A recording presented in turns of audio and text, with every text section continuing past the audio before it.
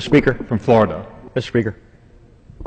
To what purpose does the gentleman from Florida rise? I ask unanimous consent to speak for 5 minutes out of order. Without objection. Thank you very much. Mr. Speaker, in recent weeks, we have seen the issue of the Western Sahara receive a great deal of coverage in the world press. Unfortunately, the press coverage has often been biased. In fact, I've seen cynical attempts at purposeful disinformation. I think it's important that we remember history. Let's not forget that while the Sahara was under Spanish colonial rule, only Morocco laid claim to that territory as its own. The Kingdom of Morocco repeatedly claimed the Western Sahara and demanded the end of Spanish colonial rule. It was only when Morocco's efforts at recovering the Sahara from Spanish colonialism under the leadership of King Hassan II began to be seen as making serious progress in the early 1970s that the so-called Polisario Front came into being. Then, as now, the so-called Polisario Group is financed by Algeria and is propped up by Castro's communist dictatorship in Cuba. Why is it important to understand this? Because in Morocco, our ally in North Africa in the struggle against international terrorism, the issue of the Sahara is the decisive issue. The reality of Moroccan sovereignty over the Sahara enjoys the support of the entire population of Morocco, including the Sahara itself.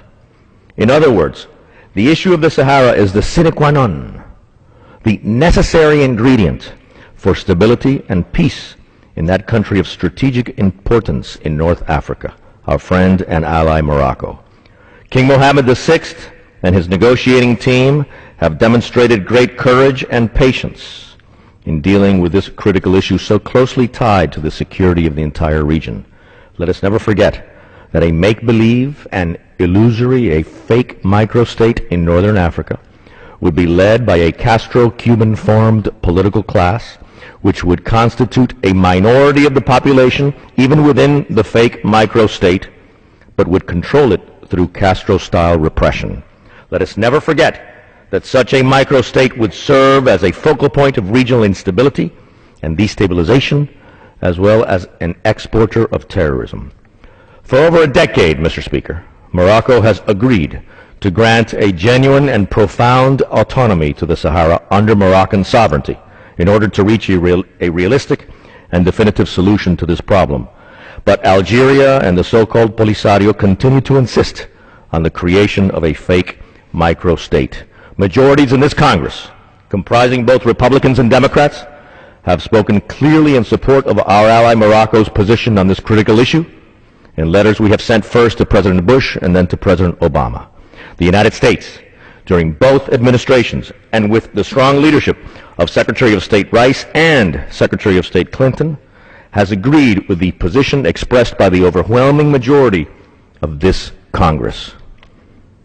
The future of America's struggle against international terrorism and the stability of Northern Africa require that the government and the Congress of the United States continue to stand firmly and clearly with our friend and ally, the Kingdom of Morocco. I yield back.